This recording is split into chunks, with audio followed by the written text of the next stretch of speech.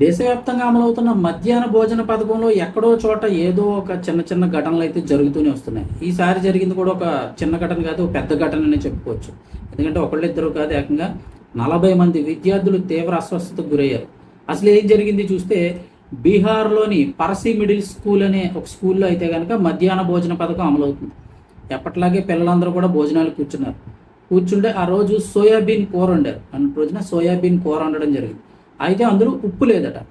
ఉప్పు చాలా తక్కువగా ఉండడంతో విద్యార్థులు కొంతమంది ఉప్పు తక్కువగా ఉంది, కాస్త ఉప్పు కలపమని చెప్పారు.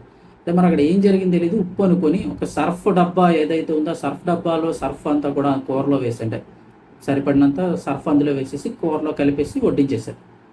పిల్లలకి ఇంకా అందులో కలిసిపోయిన తర్వాత అంత తెలియదు కదా.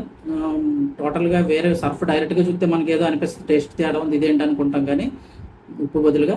కానీ కూరలో కలిపేయడం వల్ల అది ఏం తెలియలేదు, పిల్లలందరూ కూడా తినేశారు. అంతే, కాసేపటికే మొత్తం 40 మంది విద్యార్థులు తీవ్ర అస్వస్థతకు గురయ్యారు.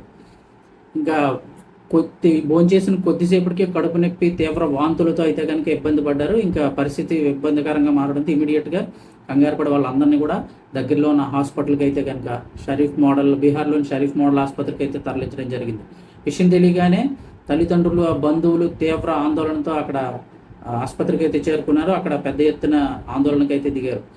Nalanda civil surgeon doctor Jayaprakash Singh ఆధ్వర్యంలో పలువురు వైద్యులు చిన్నారులకు తక్షణమే వైద్య సాయం అందించారు. ప్రస్తుతం అందరి పరిస్థితి బాగానే ఉంది, కంగారు పడొద్దని చెప్తున్నారు. ఇక బీహార్ గ్రామీణాభివృద్ధి శాఖ మంత్రి శ్రవణ్ కుమార్ కూడా ఆసుపత్రికి చేరుకొని విద్యార్థులు వారి కుటుంబాలందరినీ కూడా పరామర్శించడం జరిగింది. సో ఎక్కడో చోట ఇంకా బాధ్యులు ఎవరైతే ఉంటారో కఠిన చర్యలు తీసుకుంటా ఉన్నారు. ఇక దర్యాప్తు చేస్తున్నారు, అసలు వంటగదిలోకి సర్ఫ్ ఎలా వచ్చింది, ఇది ఎలా వచ్చింది అని సెకండరీ ఇంక దర్యాప్తు అయితే కొనసాగుతుంది. కానీ ఎక్కడో చోట చిన్న నిర్లక్ష్యం వల్ల చిన్న తప్పు ఏకంగా చాలామంది విద్యార్థుల ప్రాణాల మీదకైతే ముప్పు తెస్తుంది. ఇది ఒక ఘటన బీహార్లో నిన్నటి రోజు జరిగింది.